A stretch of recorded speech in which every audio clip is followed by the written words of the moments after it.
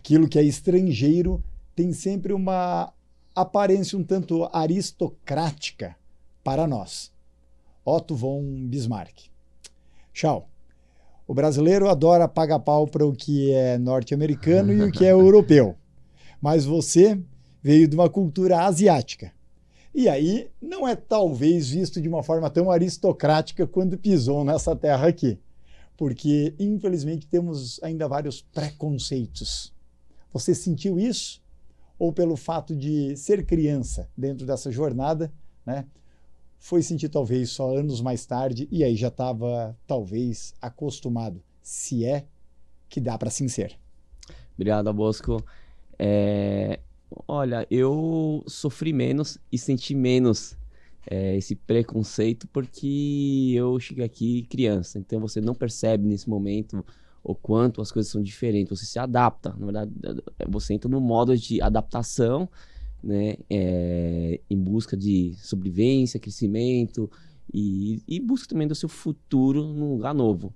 Mas conforme eu fui crescendo, já na minha adolescência, comecei a perceber um pouquinho dessa questão de, nossa, as pessoas buscam muito uma referência de fora, estrangeira, mas padrão. E elas não acabam percebendo e olhando, cara, mas existem outras culturas, outros estrangeiros que também podem aportar tanto valor quanto. E pouca gente conhece a sua história ainda. E ela é realmente impactante, vamos dizer assim.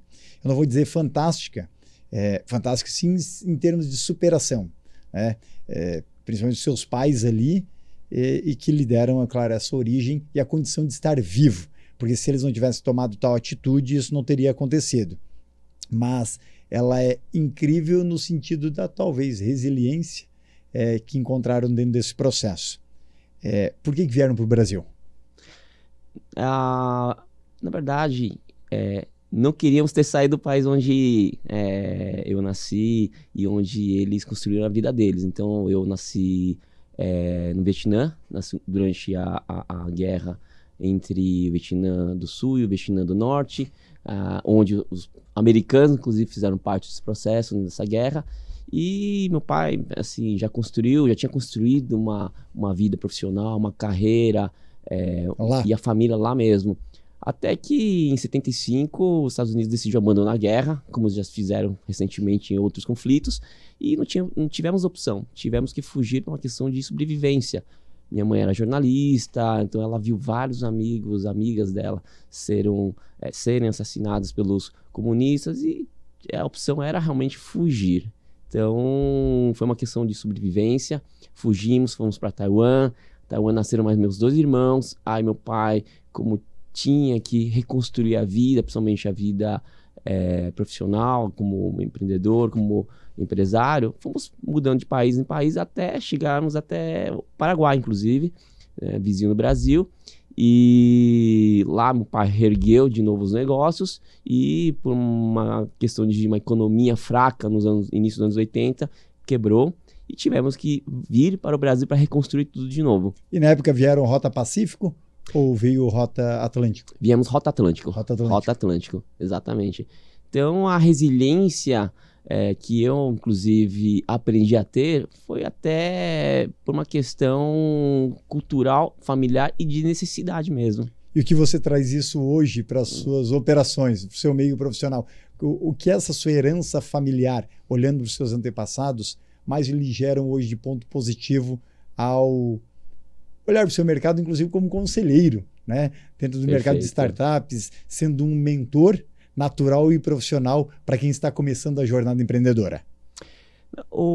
Começar um negócio no Brasil, seja de tecnologia, né, famoso startup, seja uma padaria, qualquer negócio no Brasil já é um risco. Não é para amadores. Não é para amadores. Qualquer negócio. Então as pessoas às vezes acreditam que ter uma empresa de tecnologia é um risco. Não, abrir uma loja de doces é um risco, abrir uma padaria é um risco. Então, no Brasil, qualquer negócio é um risco por uma série de questões burocráticas e tributárias, então, trabalhista, por aí vai. Então, como eu aprendi a ter resiliência dentro da família, vendo meu pai quebrar várias vezes tentando se erguer, E também depois eu acabei conseguindo superar os desafios da minha trajetória profissional e conquistando alguns bons negócios. Eu comecei a levar essa visão também para os empreendedores que estão começando o negócio, porque muitos empreendedores sabem onde eles querem chegar, mas não sabem como chegar. E uma das características muito importantes para ajudar o empreendedor a aguentar esse tranco é realmente ele ter resiliência, e muitas vezes ele não sabe, ele coloca na cabeça que não, eu sou resiliente, mas no dia a dia ele acaba desistindo, vendo todas as dificuldades que existe no mercado, ele acaba perdendo essa resiliência. Então eu estou como mentor no dia a dia, mostrando alternativas, novos caminhos que ele pode seguir e principalmente apoiando ele para que ele entenda que tudo vai ser difícil na vida, e o que vai fazer com que ele supere esses desafios é ter foco, resiliência e disciplina de executar. Já você usou um verbo ali que diz muita coisa. Estou como mentor, estou como executivo, estou como conselheiro, etc. E não de fato, eu sou o fulano da empresa X ou da empresa Y. Então, ou seja, a mudança do verbo, ser para estar aqui. Quando foi essa sua virada de chave na sua carreira e tipo, caramba, eu não quero ser apenas mais o fulano da empresa tal. Eu quero ser o Chau, que é conhecido por suas habilidades técnicas e comportamentais, pelas suas hard e soft skills, e vou construir uma marca própria dentro dessa jornada, uma marca pessoal. Perfeito, Bosco. Isso tem muito a ver com os últimos 4 anos, onde eu acabei fazendo um ciclo, dentro do mercado de empreendedor. Então, eu acabei fundando uma startup e em 7 anos consegui fazer uma venda dessa empresa para uma multinacional. E no final eu pensei, caramba, agora o que eu vou fazer da minha vida? Qual que vai ser o meu próximo passo, meu próximo desafio? E eu percebi que o que eu construí ao longo dos 30 anos como profissional, no mercado, como colaborador, como executivo e como empreendedor, ele tinha muito valor para muitas pessoas. Seja empreendedor, seja um profissional. E eu decidi levar essa experiência, esse conhecimento que eu adquiri, principalmente de muitos erros e acertos, eu decidi levar para os empreendedores e para as pessoas que quisessem aprender um pouco mais comigo sobre como construir um negócio, errando menos, até porque eu errei muito. Então foi aí que eu percebi que fazia sentido transformar o Chau numa marca pessoal para poder levar esse conhecimento e experiência para as pessoas de uma forma diferente. Ou seja, a confiança e a segurança estavam no seu nome e, consequentemente, independente se você criasse a empresa X, Y, Z, você passaria, de certa maneira, essa segurança para que o outro lado, no mínimo, lhe escutasse. Exato, exatamente. Então, eu acho que isso foi o primeiro passo que eu fiz, e uma decisão de, caramba, eu vou transformar, então, a minha experiência, o meu conhecimento que eu adquiri ao longo dos últimos anos, seja profissional de vida, em um produto que eu possa levar para as pessoas e que aquele produto possa apoiá-las na sua trajetória, na sua jornada profissional. De intraempreendedor para empreendedor empresário e depois a venda de um negócio para ir estimular outras pessoas a terem o seu próprio negócio. Exato. Qual foi o maior medo nessa transição de carreira? Acho que o medo com qualquer novo negócio é começar algo sem nunca ter feito, é o medo de errar, né? E principalmente de você entrar num segmento que eu nunca tinha feito, né? Quer dizer, ser mentor seria a minha primeira experiência, levar conhecimento para os outros seria a minha primeira experiência também. Lidar com empreendedores ou com pessoas que têm um sonho também foi minha primeira experiência, e a verdade é que o meu medo era de errar e principalmente de não conseguir emplacar a minha marca pessoal, né? Então é o medo de qualquer ser humano de começar algo novo. Você criou um negócio e depois de anos vendeu para uma multinacional. Muita gente erra do tempo, erra na mão do momento no momento de vender. E dentro dessa jornada, ou porque acreditam que eu tenho que ainda ficar mais tempo com esse CNPJ porque vai valer mais, e depois a onda muda, ou o ciclo de tipos de fundos de investimento aportando recursos dentro daquele segmento também se altera no mercado, e aí acabam perdendo a grande bolada da vida. Deu aquela sensação do Opala antigo, do Chevette conservado, no sentido de tipo, porra, mas eu quero vender, mas não quero. Como é que foi a sua sensação nessa época? Porque tem muitos startupeiros, vamos dizer assim, que estão nos vendo e nos assistindo. E talvez estejam passando por esse momento. Pô, já recebi uma sondagem, recebi uma abordagem, recebi inclusive a carta, o dinheiro em cima da mesa, mas fiquei inseguro se era o momento. Isso acontece bastante, Dom Bosco. Eu aprendi nesses últimos anos a entender o timing do negócio, o timing da nossa vida. Então, tudo são janelas de oportunidades que aparecem na sua vida, e é muito difícil você fazer escolhas, porque dependendo da escolha que você faz, às vezes, por uma questão de querer valorizar o negócio ainda mais para uma saída, para uma venda maior, pode ser que você perdeu aquela janela de oportunidade naquele momento e lá na frente isso não aconteça mais. E aí veio o arrependimento. E pode ser também a janela certa de construir um novo negócio. Então, vou dar um exemplo. Alguns anos atrás, se não estivesse falando de inteligência artificial generativa, 3, 4, 5 anos atrás, ninguém estaria preparado para isso. Hoje é a moda, hoje é todo mundo indo atrás de construir soluções baseadas em inteligência artificial generativa, entre outros. Isso é um exemplo. Mas por quê? Porque a tecnologia ela está mais preparada. Então, hoje a janela de tempo para a construção desse negócio, para a valorização desse tipo de negócio, é pertinente e está preparada do que alguém tentando fazer isso 5 anos atrás. Então, tudo é uma janela. Então, a venda de uma empresa, uma proposta de investimento, tudo depende, primeiro, acho que do objetivo do empreendedor, do fundador, o que ele busca construir, se é apenas dinheiro, se é apenas projeção pessoal, se é realmente construir um legado, ou é vender e ganhar dinheiro com aquilo, está tudo certo. Mas ele tem que observar a janela de oportunidade. Então, a janela, às vezes, ela se abre e se fecha.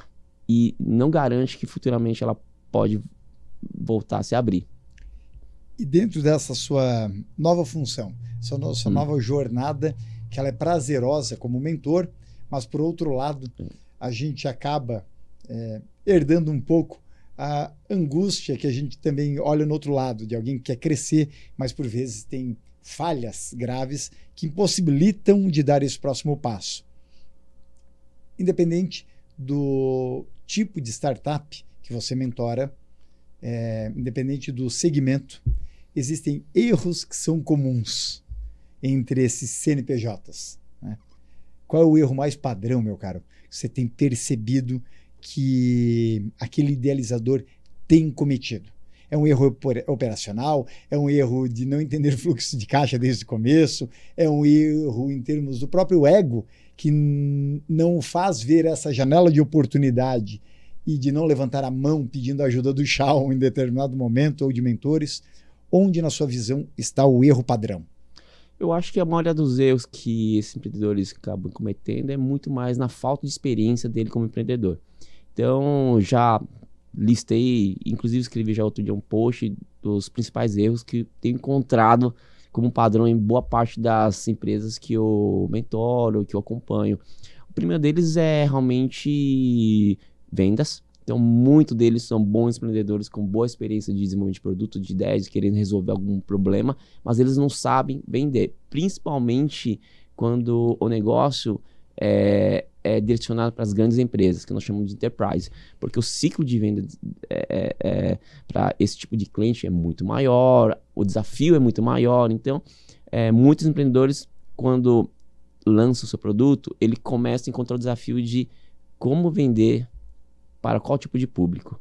Então, assim, independente se é enterprise, seu PME, ele tem uma dificuldade com vendas. Principalmente a venda no B2B, que é de médio a longo prazo. Exato. E ele quer fazer ações canhão, como vendendo no B2C, no varejo tradicional, em Black Friday. E é tudo diferente. Então, são modelos totalmente diferentes, os desafios são diferentes, a estratégia de vendas são diferentes, e esses empreendedores começam a encontrar esse desafio quando eles vão para o mercado. O segundo que eu mais vejo é controle financeiro, gestão financeira. Muitos deles são ótimos empreendedores, mas eu percebo que boa parte deles também não tem experiência com fluxo de caixa, o dinheiro em si. Então, por isso que a gente vê bastante empreendedor que acabou queimando muito dinheiro, pegou muito dinheiro fácil, mas também gerenciou errado e queimou, gastou. E eu pego muitos empreendedores que no final, eles não sabem fazer isso aí. Então, acabo apoiando eles para reorganizar, fazer o básico, e aí a gente acaba colocando eles de volta no trilho e a gente acaba acompanhando. E eu até sugiro para esses mentores, nesse momento que ele reorganiza a parte financeira, para ele buscar um bom CFO, trazer alguém bom em finanças para apoiá-lo, porque muitos deles não sabem fazer essa gestão. E o CFO que seja estratégico e não apenas o que analisa o que já passou. Exato. Que não seja aquele CFO retrovisor, o CFO de DRS apenas, mas sim um CFO para-brisa, que está olhando para frente. Exatamente. De fato, consiga ajudar a guiar, né, a direcionar essa organização. Isso mesmo. Tem que ser um profissional, um CFO que olhe para frente, porque esse empreendedor vai voltar a precisar de dinheiro. E se ele não tiver um planejamento olhando pelo menos os próximos 24 meses, 36 meses, vai voltar a ter o mesmo problema que ele já viveu no passado, que é a falta de realmente de não só gestão do dia a dia, mas também de planejamento financeiro futuro. Qual foi o período que você passou mais dificuldade na sua vida até hoje? Período que eu passei fome na rua, que me negaram comida no restaurante, fizeram cara feia pra mim, isso. Continua acontecendo muito? Bastante, sempre acontece. Você mora hoje na rua ou tá no abrigo? Tô na rua. Fui no abrigo, me negaram o lugar, falaram pra mim voltar pra Jaraguá, só que eu não quero voltar pra lá, porque eu tenho dívida de drogas lá. Daí falaram que é pra mim voltar pra lá, só que eu não quero voltar pra lá. Eu tenho o direito de viver onde eu quiser, de eu escolher onde eu quiser morar. E eles não querem me dar um abrigo aqui em Joinville. Por isso que eu tô em situação de rua, tô passando frio, passando fome na rua. Eles falam que tem restaurante popular, tem tudo, mas a gente vai procurar ajuda, não é essa a realidade que a gente encontra. Uma realidade totalmente diferente. Como a gente diz aqui no Brasil, as pessoas veem o quanto a gente bebe, mas não vê os tombos que a gente leva. E provavelmente dentro dessa jornada você teve momentos difíceis na carreira, teve tropeços, teve erros. Qual foi o maior erro que você acredita que cometeu na carreira até hoje? Olha, eu tive de vários erros que eu tive, eu acredito que foi não ter tido mentores, mesmo quando estava começando um negócio assim no estágio bem inicial. Por quê? Porque se eu tivesse trazido pessoas com expertise, com mais conhecimento para me ajudar desde o começo, eu teria acelerado e errado menos. Botado tempo, energia e dinheiro no que faz sentido. Exato. Então eu tive que apanhar e sozinho por várias vezes, tomar vários tombos sozinhos para aprender. E, claro, o meu último negócio acabou dando certo porque eu tive essa sacada e já no começo eu decidi trazer 2 ótimos mentores. Então foram 2 executivos que estavam no mesmo segmento que eu ia atuar. Então aquelas pessoas com conhecimento e experiência deles acabou acelerando meu negócio. Mas até eu chegar nesse processo e objetivo de trazer essas pessoas, os empreendimentos anteriores eu já tinha errado bastante.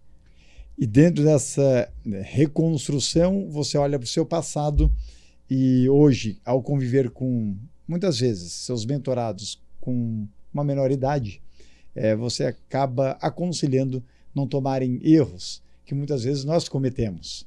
Se você tivesse que reiniciar sua carreira hoje, sendo que são outros tempos digitais e não só, né? Tempos de metaverso e de inteligência artificial, e olhando para frente, qual o passo a passo? Ou seja, o que você pode deixar de mensagem de aconselhamento para os nossos mentorados virtuais que estão aqui nos assistindo ou nos vendo?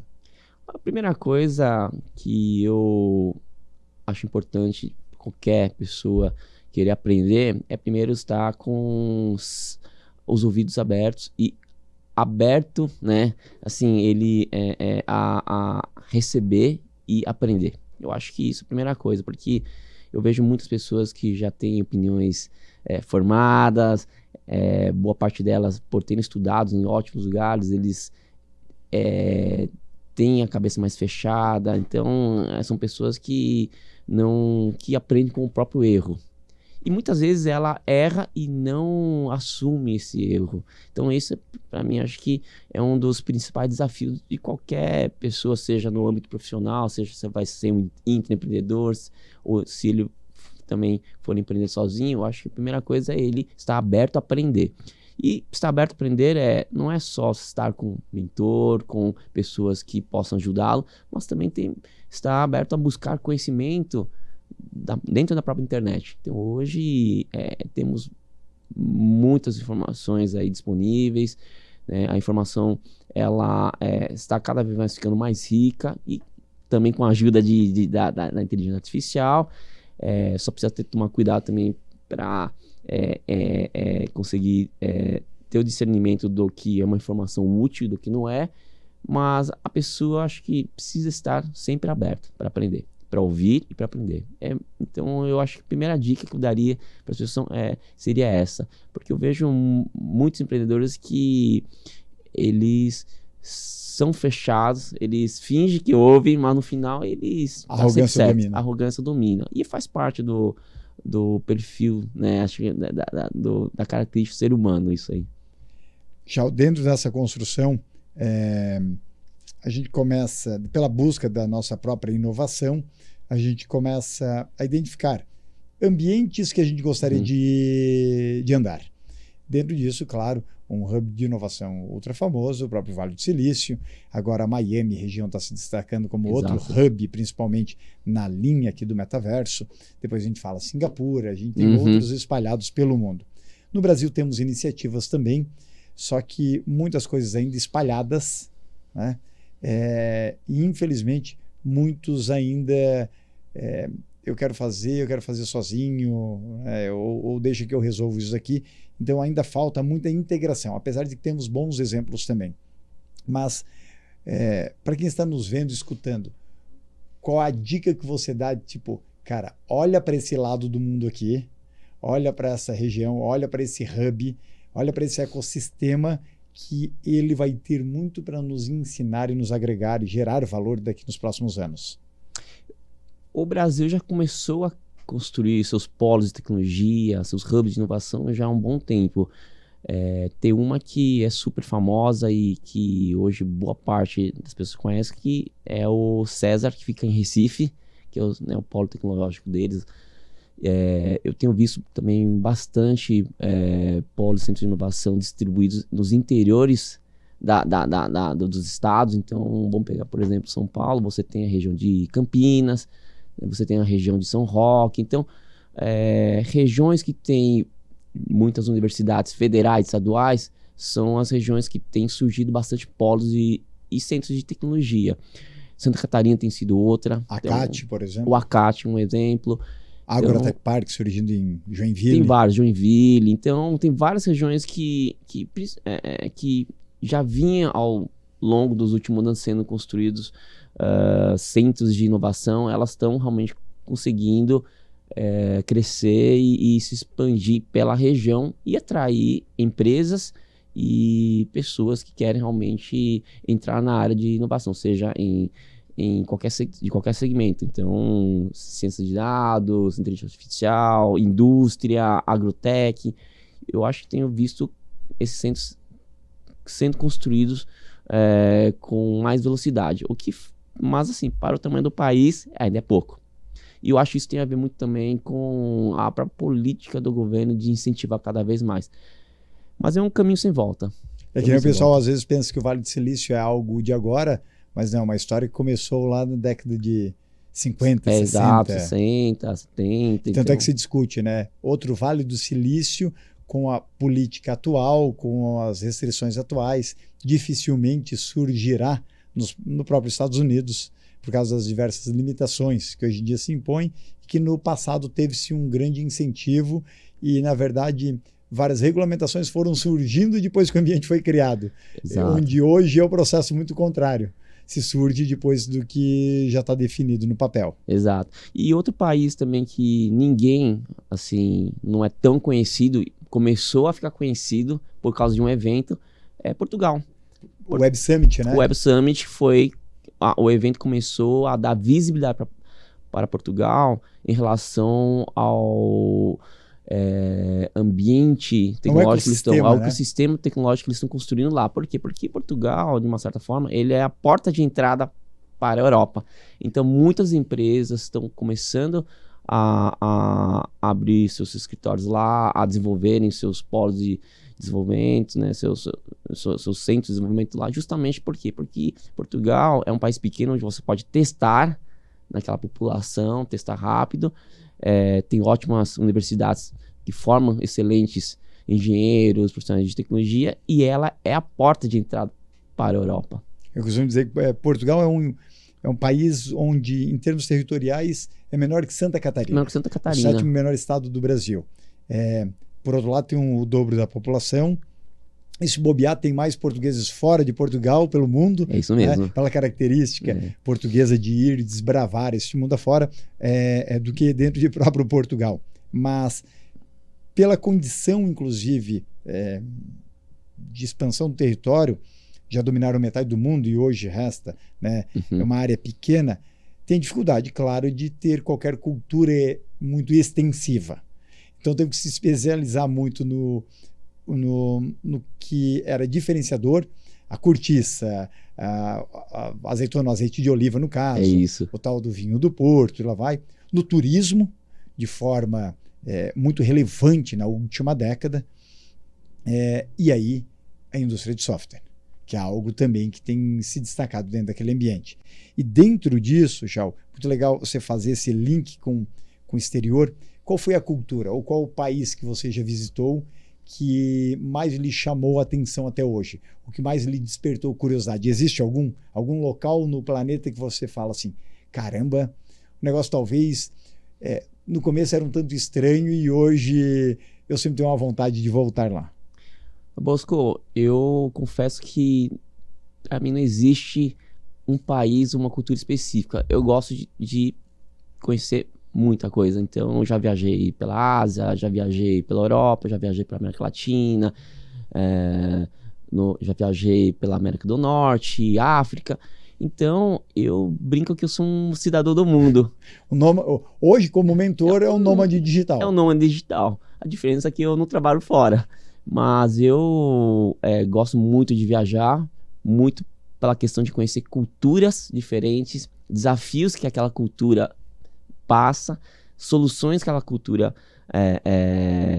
constrói ou cria para resolver os problemas. Então, eu sou uma pessoa muito observadora em todo lugar que eu viajo e eu visito.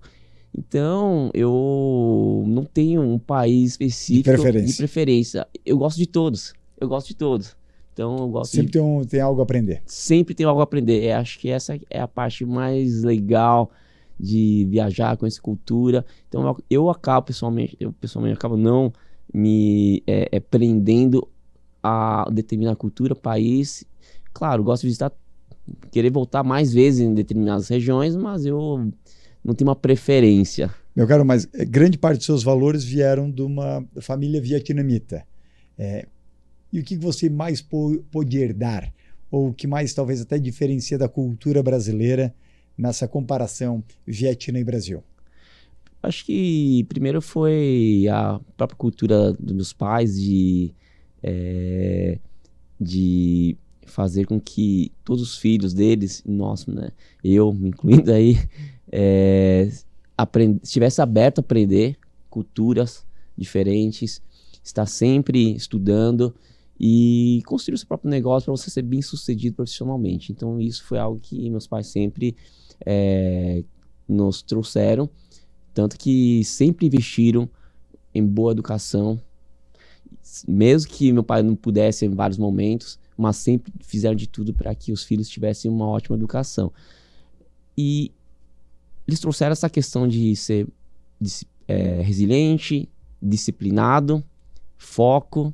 Então, basicamente, são essas características que eles trouxeram muito para o nosso DNA, que fez com que nós tivéssemos determinação, foco e resiliência em ir atrás dos sonhos pessoais e profissionais. Então, eu acho que eu brinco que eu sou igual a qualquer brasileiro. A única diferença é que eu tive uma educação um pouco mais incisiva em cima dessas características pessoais. E dentro dessa incisão em termos do empreendedorismo, a gente tem algo em comum, né? Uma infância e uma adolescência no Brasil. Você acredita que o nosso modelo educacional nos ensinou a empreender nesse país?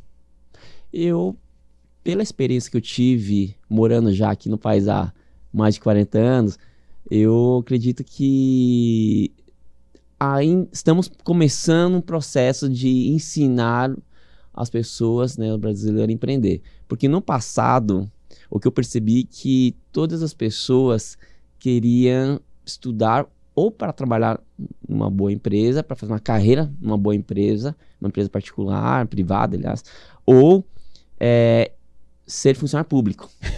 Esse era a geração antiga. E a geração nova, todo mundo quer empreender. Talvez também pela mídia, pelo hype de venture capital, startups, né? todo esse barulho em torno disso está fazendo com que as pessoas busquem o conhecimento sobre empreendedorismo. E aí nós temos uma Sebrae ajudando, apoiando esse processo. Mas a verdade é que durante os últimos 30, 20 anos passados, boa parte das pessoas que eu conheci queriam prestar concurso público para trabalhar para o governo. E agora está se invertendo esse processo. As pessoas querem deixar de trabalhar em empresas privadas e até mesmo empresas, órgãos públicos, para empreender. Dentro disso, a gente tem uma palavra que a gente traz para cima da mesa, que é a busca pela segurança. Muitas pessoas acreditavam que o seguro estaria num CNPJ de alguém ou então no próprio funcionalismo público. E, nossa, jamais eu vou empreender porque isso é risco demais. Mas aí, quando dá uma crise econômica, né, naquele país, ou quando aquele CNPJ é afetado, e muitas vezes a sua vaga é colocada à disposição, você recebe uma rasteira, você vê que o seguro não era tão seguro assim. Você veio de uma família onde o empreender não era uma opção, era regra, porque seu pai teve que fazer uma série de superações. Exato. Ora por iniciativa própria, ora em termos de função social, né? Ou seja, obrigação social ou fugindo de guerras e lá vai. Dentro disso, a gente traz aqui a chamada herança familiar, que a gente falou ainda há pouco, ou seja, o empreendedorismo estava em você. Mas quando você olhava para a sua geração ao lado, muita gente que está nos vendo assistindo, vocês acham que o Chau tem 20, 30 anos, com essa cara que não envelhece, ele não tem rugas, né? Mas o Chau já é uma geração mais X até. Cara, você olha para os seus colegas, inclusive que estudaram com você lá no passado, não era o padrão, né? E muitas vezes até nos chamaram de loucos dentro desse processo. Verdade. Dentro de chamar loucos, esteve comigo aqui nos estúdios o Sérgio Lopes, um grande amigo, meu mentorado, e construiu um livro no Brasil que se chama Os Loucos Geram Mais Resultados. E, inclusive, ele deixou uma obra para você, ele deixou de presente. Ele falou, o Chau vem aí? Vem, eu vou deixar um livro para ele. Deixa eu pegar aqui, Chau. Isso aqui ele Obrigado, deixou aí, dedicado para você. Muito bom. E aí vem a questão, será que ser louco nesse país que é tão instável assim é a melhor alternativa, meu caro, para a gente ser um outlier, a gente sair daquela curva mediana e a gente romper as fronteiras, se é que elas existem ainda? Olha, eu ainda não li o livro do Sérgio Lopes, mas assim, eu posso dizer que ele acertou no título. Porque sim, eu acho que você precisa sair fora da caixa precisa ser um pouco louco para querer gerar algo inovador, fazer algo diferente. Por isso que eles falam que os loucos geram resultados, porque você acaba saindo fora da caixa, você acaba pensando de forma diferente. E teve uma parte da minha vida que eu fui empreendedor. E foi este processo que me ensinou muito o que viria a ser depois, que era empreender. Então, como empreendedor, eu já tinha que ser louco, né? Eu tinha que pensar fora da caixa, eu já queria fazer coisas diferentes dentro de uma empresa, de uma organização que tinha lá já seus processos, seus métodos, tudo estabelecido. Mas no final foi muito legal porque dentro dessa experiência que eu tive como empreendedor, eu até ganhei uma empresa por conta disso. Me chamaram para ser sócio de uma spin-off que fizeram dentro dessa empresa, porque eu fui o louco que gerei uma inovação dentro do negócio. Então precisamos sim pensar fora da caixinha, precisamos ser mais, como posso ser, um pouco mais louco, precisamos ser mais avançado, arriscando mais, mesmo trabalhando dentro da empresa. Então acho que sempre para você gerar impacto e gerar novos resultados, né, resultados melhores do que o passado, você precisa realmente arriscar mais. Tchau. As nossas gerações, a gente foi um tanto formatado a ter o tal do plano de carreira. E quem empreende, isso fica um pouco ao lado, porque a sua carreira se funde à sua vida, né? E quando você olha para o passado, como a gente falou há pouco, a gente por vezes gostaria de ajustar vários pontos dessa rota e melhorar aí a nossa bússola para ser mais assertivos. Mas agora vamos pensar daqui para frente, ou seja, a vida do Shao rumando ao futuro. Já que o futuro, tudo bem, a única coisa que existe é o presente e o passado é uma lembrança, o futuro talvez seja um bônus que alguém nos dê, né? Um presente que a própria vida nos traga. Dentro disso, a gente tem que falar em vários outros aspectos do que a gente acredita para frente. Onde num mundo VUCA, um mundo bunny, um mundo volátil, onde infelizmente muitos dos valores não são levados em consideração, continuamos firmes ao que a gente acredita, seja em termos de construção de legado, propósito, os nossos próprios valores humanos. No que você acredita que você não vai deixar de lado na sua vida daqui para frente? Eu acho que algo que sempre acompanha a minha vida e me faz refletir sobre o que eu vou ser nos próximos anos, o que eu vou construir nos próximos anos, seja lá profissional como pessoal, são os valores pessoais, né? Eu acho que isso é algo que as pessoas precisam carregar para o resto da vida, ter propósito de vida, ter os valores muito claros que vão apoiar esses propósitos. Para não cobrar um preço caro. Para não cobrar um preço caro. Então, tem que estar muito claro para as pessoas esses propósitos, esses valores pessoais. Tem a questão também dela estar sempre aberta para aprender coisas novas. Então, acho que eu brinco que eu estou em constante aprendizado e em constante transformação pessoal e profissional, porém sem esquecer meus valores pessoais. Meu caro, eu adoro conviver, né? E tenho o prazer de estar aqui com você também, com quem tem origens orientais. Este ano tive o prazer de palestrar no Japão, inclusive, e também dar um seminário lá. E a gente vê que existem vários conceitos sobre o que é a vida, sobre o que é a morte, e sobre, inclusive, o que é a carreira. E dentro disso, claro, a gente não pode fugir do que é o próprio Deus. Quando a gente pega lá suas origens, o que o vietnamita ele acredita que é o Deus? Ou o que a religião preponderante no país acredita com relação a isso?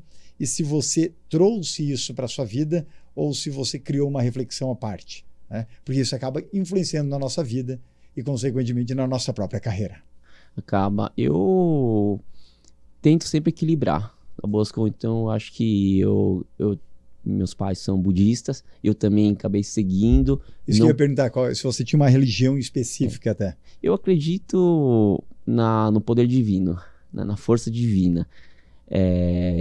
Porém, por uma questão cultural e da família, eu acabei seguindo mais o lado budista.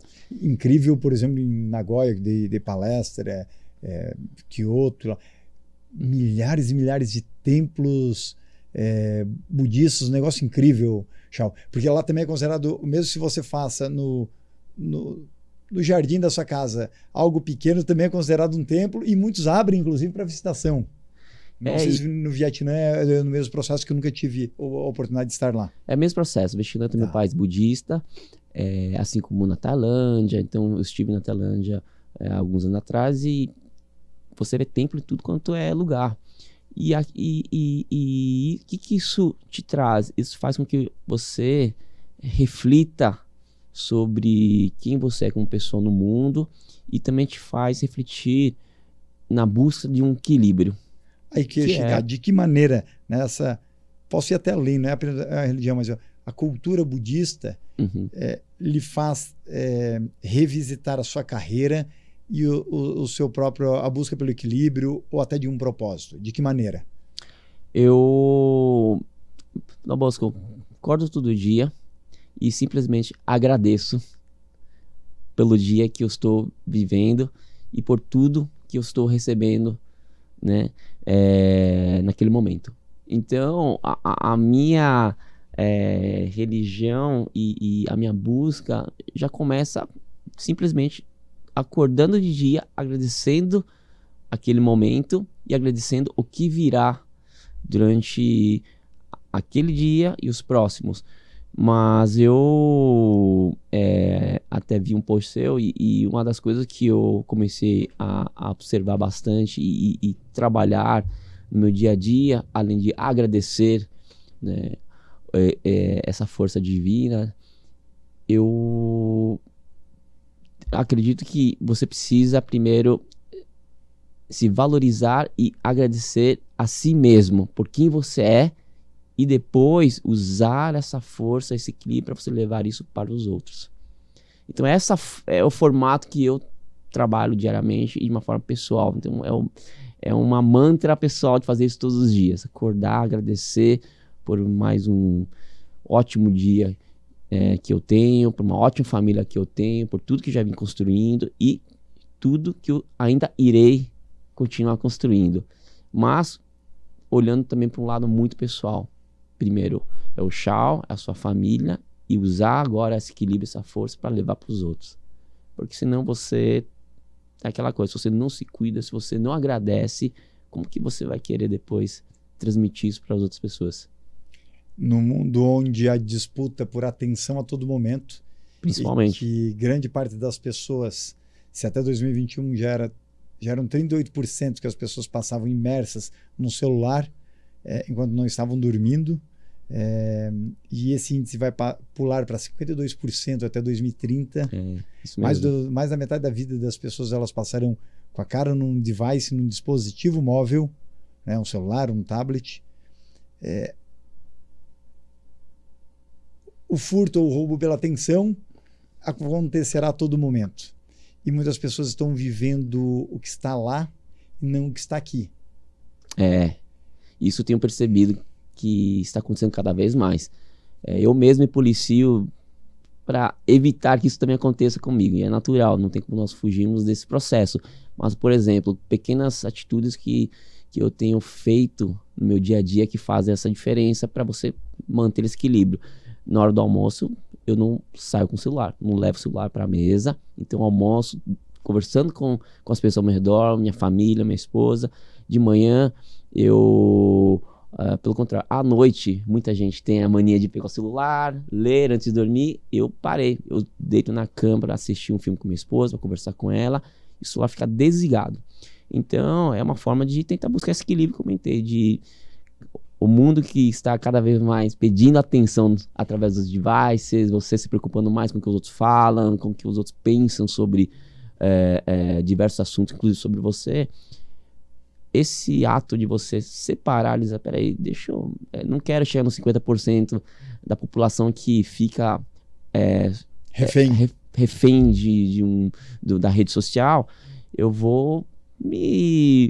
me provoco para chegar no máximo a usar aquilo por no máximo 30% do meu tempo. E que seja pelo menos de forma estratégica, não forma apenas para ver estratégica. como a vida do outro é melhor que a minha, me comparar e nada usar Exato. a rede social para minha própria marca pessoal, para minha própria construção. Exato, inclusive tenho feito exercício. Bom, já na vida pessoal começa que eu não uso mais o Facebook já há uns 4, 5 anos. Não sinto diferença na minha vida.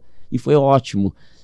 Já no lado profissional, eu uso o LinkedIn sim para divulgar o meu conhecimento, um pouco da minha experiência para os outros empreendedores, mas sempre com o objetivo de transmitir alguma informação, algum conhecimento. O objetivo protagonista e não o coadjuvante. Exato, exatamente. Meu caro, falando em filme, que você citou há pouco, no próprio filme da vida, talvez tenha algum que lhe marcou recentemente ou que lhe marcou durante a sua jornada até aqui. Existe algum vídeo, algum filme emblemático que lhe gera alguma reflexão, lhe gerou reflexão, que você pode indicar para os nossos ouvintes? Olha, assim como música, eu brinco que não se fazem mais bandas e músicas boas como a minha geração. Filmes, eu gosto muito de alguns filmes antigos. Então, algumas que marcaram a minha vida foi O Último Imperador. O Último Imperador. Assim, tem tudo a ver também com minha cultura, né? Chinês, meu pai é chinês. E aquilo marcou bastante. Eu gosto muito de filmes que retratam vidas passadas. Então, O Último Imperador me marcou bastante. Eu gosto também de outro filme, do livro do famoso escritor francês Hugo... Deu branco. Que é com um filme que fala... Deu branco. A gente vai botar na tela. Na tela vai aparecer. Mas são vários. Eu gosto muito de filmes biográficos, Okay. que retratam a biografia das pessoas, porque eu aprendo Da inspiração. da né? inspiração com Bom. elas. Então, tem vários filmes, mas O Último Imperador é uma delas, entre outras. E livro, tem lido algum recentemente? O último livro que eu li recentemente foi uma biografia do Claudio Galeazzi, que não sei se você conhece, mas ele foi um grande profissional especializado em turnaround. E por que eu decidi ler esse livro? Porque eu, quando comecei minha carreira, um dos primeiros empregos foi trabalhar dentro da Vila Romana. E a Vila Romana foi uma das empresas que ele pegou para reestruturar. E depois que eu vi como ele fez esse trabalho e ele acabou fazendo o mesmo tipo de consultoria em outras grandes empresas, sempre reestruturando, sempre trazendo empresas que iriam quebrar pro azul. Então eu comecei a ler esse livro para entender um pouco dessa trajetória dele pessoal e profissional. E é fantástico, porque o que me chamou mais atenção não foi o lado profissional de como ele fez isso, as técnicas, e sim o lado pessoal de o que levou ele a fazer aquilo, o que levou ele a ser um especialista em turnaround e como ele impactava as pessoas e as empresas com esse tipo de trabalho. Às vezes a gente tem que fazer um turnaround na nossa própria vida. Exatamente, às vezes nós temos que fazer turnaround na nossa própria vida. Inclusive nesse livro ele comenta que ele tentou empreender por algumas vezes e também quebrou. Mas curiosamente ele era a pessoa que salvava as empresas, mas não conseguiu dar certo com o negócio dele. Tchau, na câmera fechada aqui, ó, só sua, né? Tem alguma frase ou alguma mensagem que você pode deixar para os nossos ouvintes aí de reflexão? Pode ser uma frase de alguém que você curta, que você admira, né? Ou mesmo uma mensagem própria? Bom, eu não tenho uma frase Abate-pronto. abate-pronto, mas eu gosto de dizer para todo mundo, e ensino isso inclusive em casa para o meu enteado: nunca deixe para amanhã o que você pode fazer hoje. É uma das frases prediletas, porque as pessoas acabam procrastinando, deixando as coisas para fazer para depois, e muitas vezes as pessoas têm muita vontade e sonho grande de fazer, né, de chegar, de realizar, mas elas não realizam porque elas acabam postergando.